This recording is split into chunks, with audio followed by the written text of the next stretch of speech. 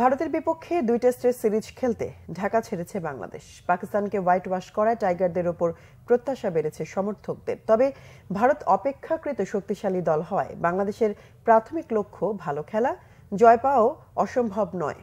মনির হোসেন খানের রিপোর্ট।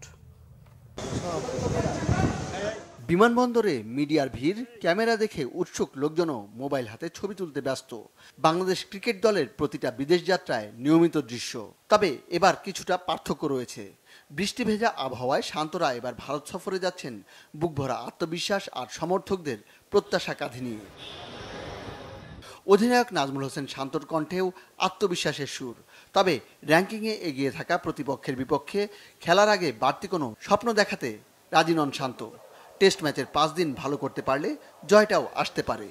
প্রত্যেকটা সিরিজে একটা অপরচুনিটি। আমরা 2টা ম্যাচই জেতার জন্য খেলবো এবং জেতার জন্য যে জিনিসগুলো ইম্পর্টেন্ট, প্রসেসটা ইম্পর্টেন্ট। সো আমাদের লক্ষ্য ওটাই থাকবে যে আমাদের কাজটা আমরা ঠিকমতো করতে পারছি কিনা। সো আমরা যদি আমাদের কাজটা ঠিকমতো করতে পারি অবশ্যই ভালো রেজাল্ট সম্ভব, but it is going to be very challenging. ভারতের মাটিতে সর্বশেষ টেস্ট সিরিজে ইনিংস ব্যবধানে হেরেছে বাংলাদেশ। যদিও এবার ব্যাট বলে বাংলাদেশ দল অনেকটাই ভারসাম্যপূর্ণ।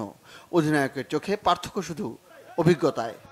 এক্সপিরিয়েন্সের দিক দিয়ে ওই দলটা একটু এগিয়েই রাখবো আমি অবশ্যই, বাট স্পিনারদের আমাদের খুব ভালো এক্সপিরিয়েন্স আছে, যে কোনো কন্ডিশনে বল করার ওই অ্যাবিলিটিটা আছে। সো আমি এতটুকু বলতে পারি, পেসার, স্পিনার এবং ব্যাটসম্যান যারাই খেলবেন এই সিরিজটা, প্রত্যেকটা প্লেয়ার 100% দিবেন এবং আমি বিশ্বাস করি যে 5 দিন যদি আমরা ভালো ক্রিকেট খেলতে পারি তাহলে খুব এক্সাইটিং একটা ম্যাচ হবে।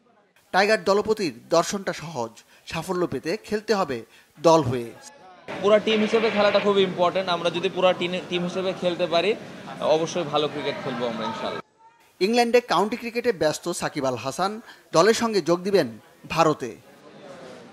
মনির হোসেন খান, বাংলা ভিশন, ঢাকা।